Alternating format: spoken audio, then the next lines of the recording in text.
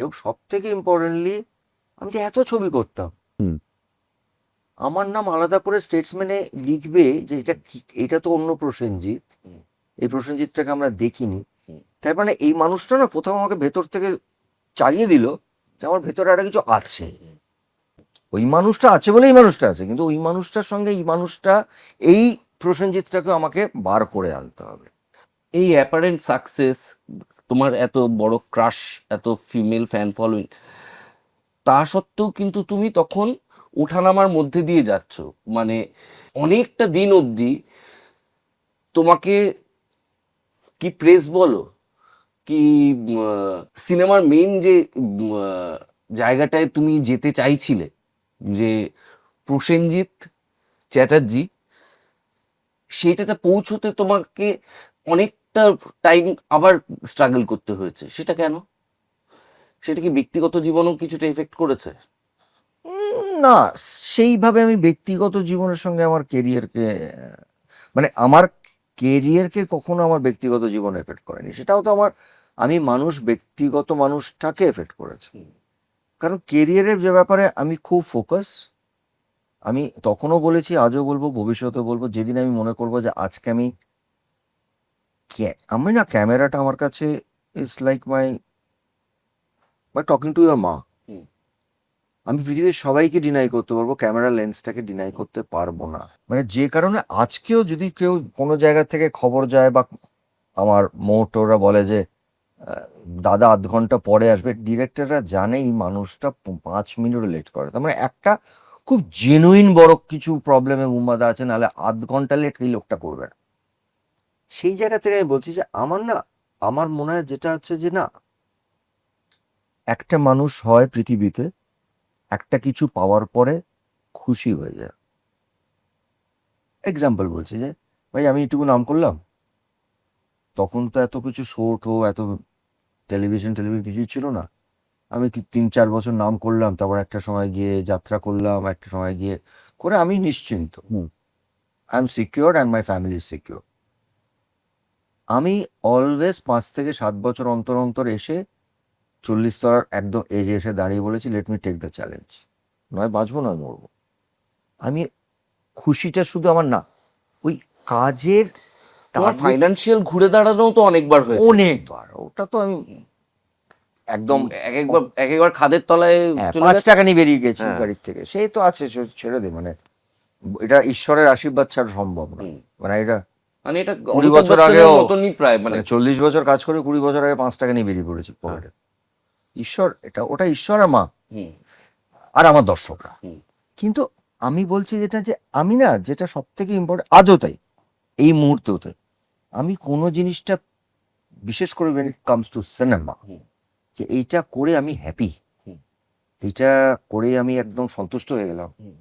এইটা পেয়ে আমি অনেক সন্তুষ্ট হয়ে গেলাম। হুম। বাবা আমার 350 ছবি আছে, তাই তো? হুম। আমি যদি 100টা মেন স্ট্রিম ছবি আমার কাছে রেখে দিতাম না, ডিজিটাল আর আজকাল যেগুলো হয়েছে স্যাটেলাইট, মিশুকের ছেলে, তার ছেলেকেও ভাবতে হতো না রে। একদম সত্যি তো। কোনোদিন ভাবিনি তো, কিন্তু ওইটা ভাবিনি বলে একটা মনের মানুষ করতে পেরেছি। ওই তাগিদটা আমার আজও আছে। তুই আমাকে একটা ছোট কিছু শোনাবি, যেটা আমার মনে হবে রাত্রিবেলা ঘুমোতে ঘুমোতে যে কি শুনিয়ে গেল ছেলেটা, আমি তোকে ফোন করতে শুরু করবো। তো আমার না ওই তাগিদটাতেই বোধহয় আমার এই রেঞ্জটা একটু একটু একটু একটু একটু করে বাড়তে থেকেছে। মানে আমি কোনো জিনিসেই স্যাটিসফাইড হই না। আমার ছবি 50 সপ্তাহ চললো, আমি লোকে এসে আমার দেখতে গেলে বুঝতে পারতো না। পার্টি শাড়ি আমি কোনোদিন করতাম না। আমার একটা জিনিস খুব পরিষ্কার, আমার ইন্ডাস্ট্রির লোক হচ্ছে আমার ফ্যামিলি, আমার প্রডিউসার ডিরেক্টর, কিন্তু তারা কিচেনে নয়, তারা আমার কাজের জায়গা, ওইটাকে আমি একদম আলাদা। আমার কাছে মনে হয় আমার ফ্যামিলি ওটা, আমার আমার আমি, তারা যে কোনো সময় আমার কাছে আসতে পারে, কিন্তু যে মুহূর্তে ওই দুটোকে আমি এক কখনো করার চেষ্টা করিনি। কারণ আমি বেশিরভাগ সময়টা আমার এই ফ্যামিলিতে কাটিয়েছি। আমার ওই ফ্যামিলিটাই বরং মানে আমার যেটা নিজের ফ্যামিলি, সেটা সবসময় তারা নেগলেক্টেড হয়েছে, এটা নিয়ে কোনো রকম সন্দেহ নেই। কিন্তু পৃথিবীতে আমার মতন আরো 100 জন আছে, 1000 লোক আছে, 1,00,000 লোক আছে যারা এটা করেছেন। একটা সময় না মনে হয় এটা অ্যাচিভ করব, তারপর যখন অ্যাচিভটা মানুষ আস্তে আস্তে করতে শুরু করে না, সেই অ্যাচিভমেন্টটাকে ধরে রাখার লড়াইটা আরো কঠিন। সেইখানেই রাত্রের ঘুমটা চলে যায়, সেখানেই সজাগনেস বেড়ে যায়। আর আমাদের সময় তো আমাদের সাপোর্টিং সিস্টেম ছিল না। আজকে you have lot of qualified young boys girls তোমার পাশে, তারা বুদ্ধি দেবে, কথা বলবে, at least you can share support and they are knowledgeable. আমাদের সময় পুরোটাই আমরা। ঠিক আমি কোনো ভুল যাই পার্টিতে করো, গেলে কোনো সোশ্যাল মিডিয়াতে আমার চাপ নেই, কিন্তু আমাকে যখন লোকে দেখছে আমি কি পরে যাব সেটা আমাকে ডিসাইড করতো। কিন্তু স্টারডামটাও রেখে যেতে হতো। আলটিমেটলি তো সেই স্টারডাম। এবার স্টারডাম থেকে আস্তে আস্তে আমি নিয়ে মনে করলাম যে এই স্টারডাম থেকে আমি আস্তে আস্তে একটা নিজের ব্র্যান্ড তৈরি করবো, যেটা অভিনেতা। আমি বলছি না যারা স্টার তারা অভিনেতা নন, স্টাররা খুব বড় অভিনেতা হয়, নাহলে সে স্টার অবিশ্বাস্য হতে পারে না, জিনিসগুলো করা যায় না। হতেই পারে না। মানে 20 জনকে শাম্মী মারার কাপুর, মধ্যে একটা দেবানন্দ বিশ্বাস করা। ফট করে করা যাবে না, তুমি একই জিনিস করে যাচ্ছ, তুমি সে লোককে ভালো লাগাচ্ছ।